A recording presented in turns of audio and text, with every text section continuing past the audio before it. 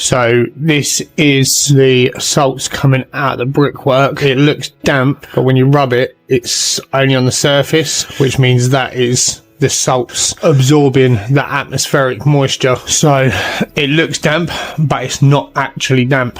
This will all get sanded back. We'll actually put a salt inhibitor onto the paint and then we'll scrape it back, fill it with a non-breathable waterproof repair compound, and then we'll paint it. It's not ideal because it should be breathable, but both sides of the walls now are not breathable, so we're just going to contain it within the wall. Most important thing with things like this is that the salt doesn't absorb the surface moisture. So the reason we are here today is because of this.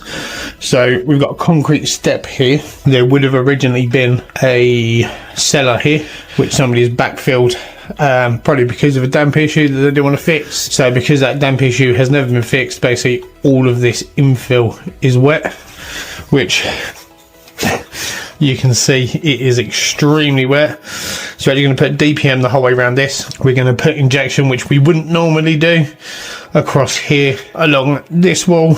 There is brickwork the whole way around, so this property has suffered with a lot of condensation and it has stemmed completely from the moisture that comes up from this basement. So we're going to contain it. It's not the most ideal of practices because we do need to allow for under subfloor ventilation, but for now this is okay. So that's wood, so we don't need to go into that. This has got DPM, so we've just got to do along this side.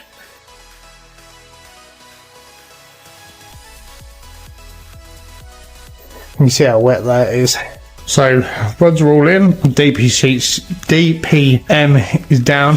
What we do is we leave it loose like this, we then fill it up and then we trim it back to the finish line, so we got a nice flat floor, but also so we don't lose or risk any bridging on the sides. Always leave it massively overlapped and then cut it back. This is probably a bit too overlapped, but it's a good enough starting point for us today. So we've got the holes drilled. We're going to be using these today. I'm not a huge fan of these, but they do come with a guarantee. I'll show you what's inside. So inside these rods, these basically go into the hole. They actually grip into the hole. We only need them about this long. You can cut them down.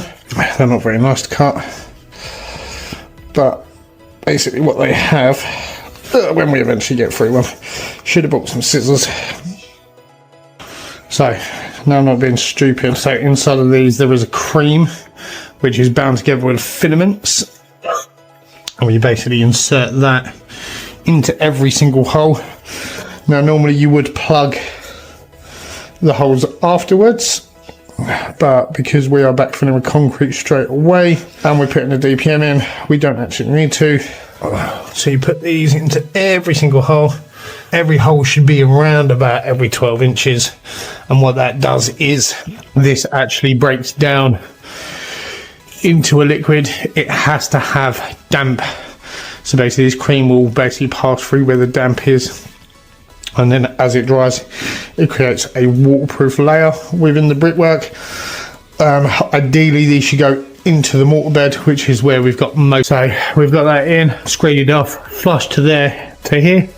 So we've actually raised the floor level up. You can see deep sea is still there all the way around. This all has to dry because it's covered. We wouldn't normally come back to do anything else to this, but that will now contain the moisture within here and stop it getting into the property.